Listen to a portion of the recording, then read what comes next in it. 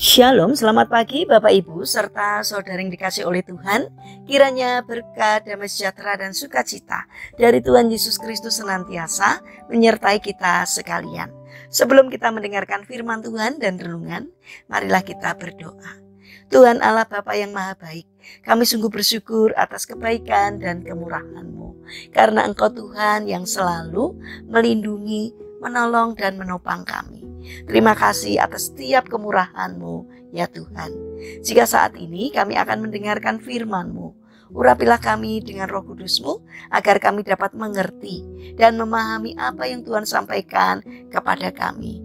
Bimbing kami agar karakter kami semakin hari semakin bertumbuh menjadi lebih baik, sehingga semakin berkenan di hati Tuhan. Terima kasih Tuhan, di dalam nama Tuhan Yesus Kristus kami sambut berkat firman-Mu. Amin.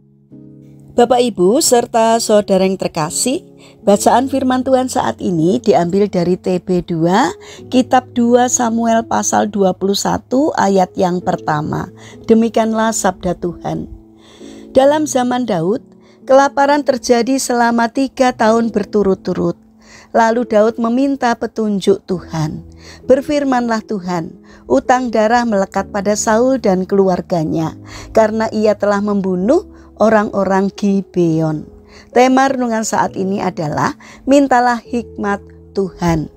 Bapak Ibu serta saudara yang terkasih, Raja Daud datang meminta petunjuk Tuhan terhadap masalah kelaparan yang telah menimpa bangsa Israel selama 3 tahun. Tuhan pun memberikan petunjuk dengan memerintahkan agar ia membereskan semua kesalahan yang dilakukan oleh keluarga Saul, di mana mereka berikhtiar untuk memusnahkan orang Gibeon yang merupakan sisa orang Amori. Padahal orang Israel telah mengangkat sumpah dengan membiarkan mereka hidup. Dosa keluarga Saul telah membuat berkat yang seharusnya turun atas bangsa Israel menjadi tertahan. Daud mengambil sebuah keputusan yang bijak dengan memutuskan untuk menghampiri Tuhan terlebih dahulu. Dan ia pun menyelesaikan masalah tersebut sesuai petunjuk yang diberikan oleh Tuhan.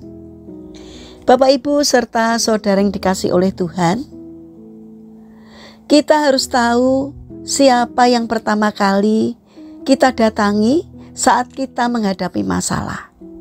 Mendatangi orang yang salah untuk meminta petunjuk dapat membuat kita terpuruk.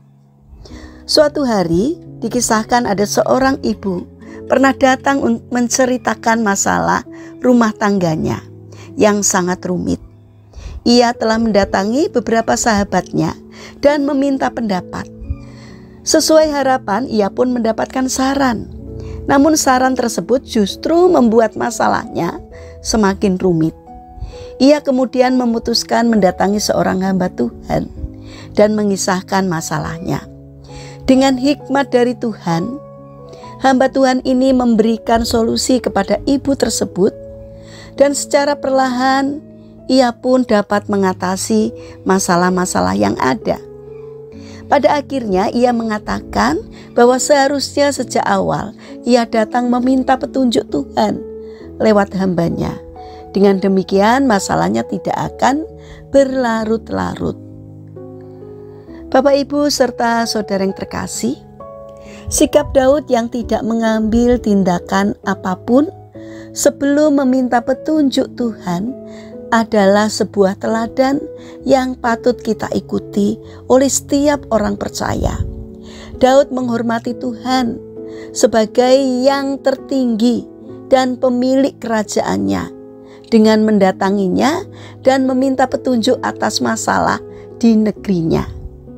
Dia adalah Tuhan atas hidup umatnya. Ia mengetahui segala sesuatu tentang kita, dan di dalam Dia selalu ada solusi. Datanglah dan minta petunjuk kepada Tuhan. Bukankah Ia memiliki jalan keluar atas masalah kita? Lalu kenapa kita tidak langsung datang saja kepadanya untuk mendapatkan solusi tersebut? Karena itu mari kita bangun karakter untuk meminta hikmat dari Tuhan. agar apa yang kita putuskan dan yang kita lakukan tidak salah arah dan mengecewakan. Datanglah kepada Tuhan, karena Tuhan sumber solusi. Mari kita berdoa.